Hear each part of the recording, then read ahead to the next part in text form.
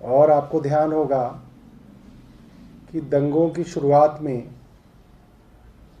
IB के एक officer Ankit Sharma की हत्या का मामला सामने आया था और भाजपा ने उसके ऊपर बहुत ज़्यादा शोर मचाया था, राजनीति की थी, बड़ी बड़ी बातें, बड़े बड़े वादे अंकित शर्मा के परिवार को किए थे। आज 1 साल आने को आया, आम आदमी पार्टी भाजपा से पूछना चाहेगी कि उन्होंने अंकित शर्मा के परिवार के लिए क्या किया। कहा गया था अंकित शर्मा के परिवार को किसी को नौकरी दी जाएगी, क्या नौकरी दी गई?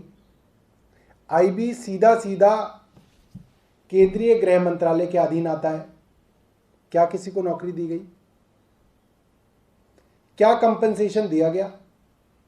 कितने करोड़ रुपए का कंपनसेशन दिया गया? हम जानना चाहेंगे केंद्र सरकार से, हम जानना चाहेंगे भाजपा से।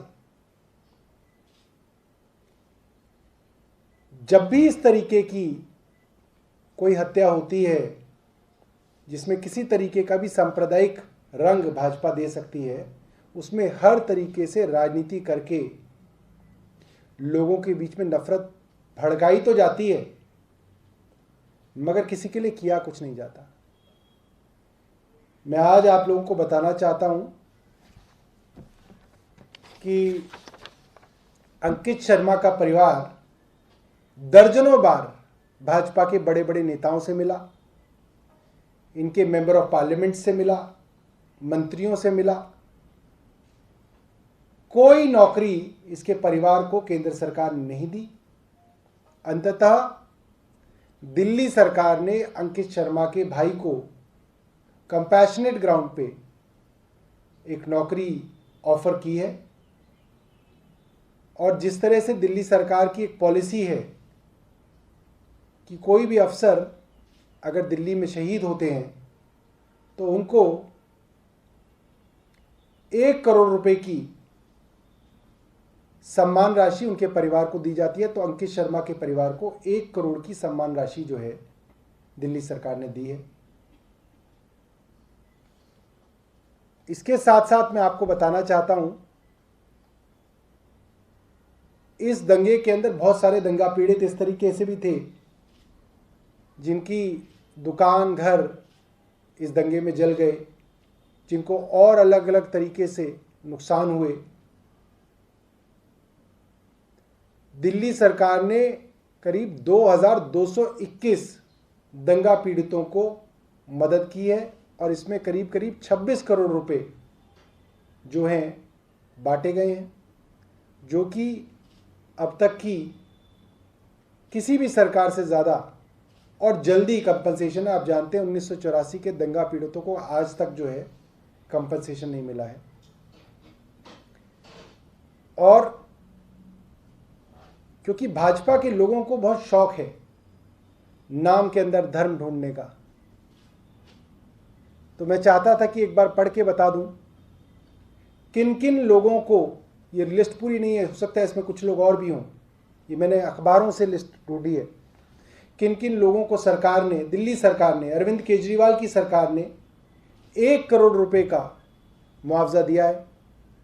इसमें है अक्टूबर 2018 में 14 फौज के लोगों को, जिसके अंदर मेजर अमित सागर भी हैं, 1 करोड़ की सम्मान राशि दी गई थी।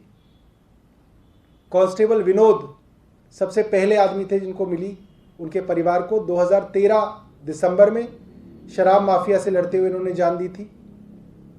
ट्रांसपोर्ट डिपार्टमेंट के कांस्टेबल दिनेश कुमार को दिसंबर 2018 में उनके परिवार को 1 लाख रुपए की सम्मान राशि दी गई।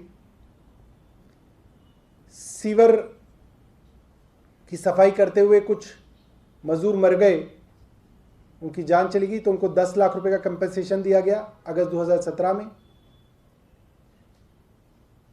मार्च 2021 में सिविक हॉस्पिटल के एक लैब टेक्नीशियन कोरोना से मारे गए, उनको 1 करोड़ रुपया दिया गया।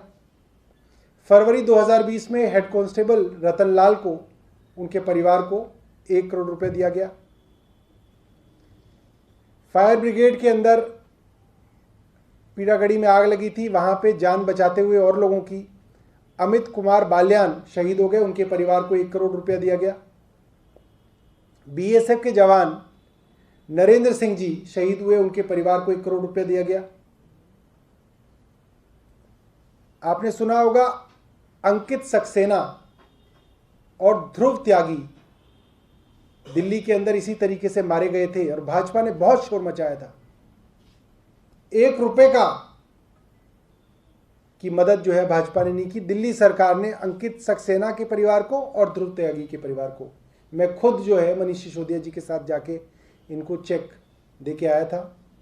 इसके अलावा ASI Dharamvir Singh, constable Amarpal, ASI Vijay Singh, ASI Jitendra, ASI Mahavir Singh, constable Gulzari Lal, constable Rajpal Kasana और एसआई खजान सिंह ये शहीद हुए थे। तो इन सब के परिवार को भी दिल्ली सरकार 1 करोड़ रुपए दे रही है।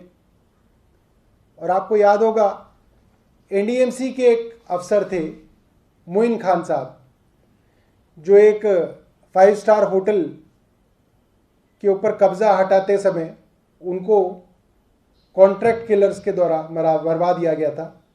तो उनके परिवार को 1 करोड़ रुपए की सम्मान राशि जो है दी गई थी। बहुत बहुत धन्यवाद। अगर आपके पास कोई सवाल है तो आप पूछ सकते हैं। ये जो भाजपा से आपके सवाल है या केंद्र सरकार से सवाल है, दोनों से है, तो आपने क्या कोई पत्र लिखा है या फिर आप? पत्रों का बड़ा वो जवाब देते हैं, हमने तो प्रेस कॉन्फ्रेंस की है, इसका भी जवाब नहीं आएगा। आप पूछिए उनसे, आप पूछिए कि आपने इतनी बड़ी बातें की थी मनोज तिवारी जी, आपसे एक नौकरी नहीं दी गई? इतनी बड़ी केंद्र सरकार चला रहे हैं आप 7 साल से, हमने दी, दिल्ली सरकार ने दी। आप नौकरी दे चुके हैं या अभी कैबिनेट की मंजूरी मिली है? कैबिनेट की मंजूरी मिल चुकी है, उनको ऑफर जा रहा है। क्या पद आपने उनको ऑफर किया? देखिए, जो कंपैशनेट ग्राउंड के पद होते हैं वो बेसिकली जो उम्मीदवार है उसकी शैक्षणिक योग्यता के हिसाब से जो है उसको ऑफर किए जाते हैं। तो गवर्नमेंट पद ऑफर करती है, फिर वो अपनी शैक्षणिक योग्यता जो है वो देते हैं, उसके हिसाब से उनको जो है कोई भी पद जो है दिया जाता है। ये जो है एक स्टैंडर्ड पॉलिसी है गवर्नमेंट की कंपैशनेट ग्राउंड के ऊपर नौकरी देने की।